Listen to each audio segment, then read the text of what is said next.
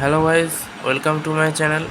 আজকে আমি তোমাদের একটা রচনা দেখাবো, যে একটি শ্রাবণের রাত্রি টপিকটা। ওকে, এখানে তো ফার্স্ট পয়েন্ট স্টার্ট হচ্ছে।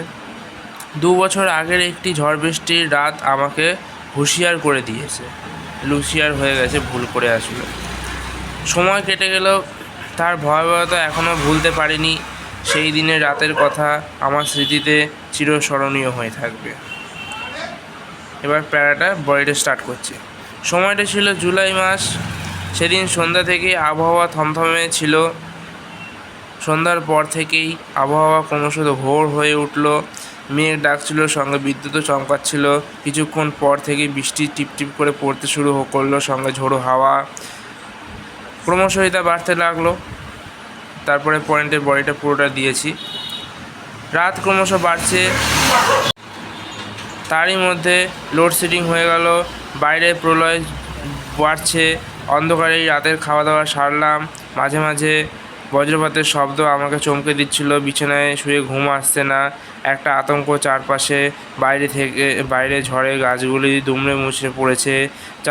চাপা সরগোলে বুঝলাম পাড়ার দরিদ্র মানুষেরা তাদের বাচ্চাদের নিয়ে বড়ই বিপন্ন। এরই মধ্যে জলোচ্ছ্বাসের শব্দ শোনা যাচ্ছিল। মনে হচ্ছিল যেন নদীর জল কলকলিয়ে বয়ে যাচ্ছে।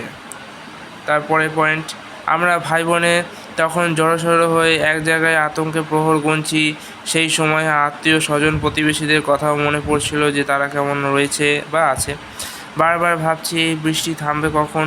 এমন সময় এসব ভাবতে ভাবতেই কখন ঘুমিয়ে পড়েছিলাম জানি না। ভোর রাতে ঘুম ভেঙেছিল, ইতিমধ্যে দেখি ঝড় থেমে গেছে। সকালটাও ছিল খুব মেঘলা। দেখি অনেকের ঘর ভেঙে গেছে, গরু বাছুর ভেসে গেছে জলের তোড়ে। ইলেকট্রিক তার ছিঁড়ে কয়েকজনের বিদ্যুৎ স্পৃষ্ট হয়েছে, কয়েকজন। আমার মনটা বিষাদময় হয়ে উঠল। সেই দিনের ছবিটা আমার মনে স্পষ্ট হয়ে রয়েছে। এক বিচিত্র ঘটনার সম্মুখীন হয়েছিলাম সেদিন।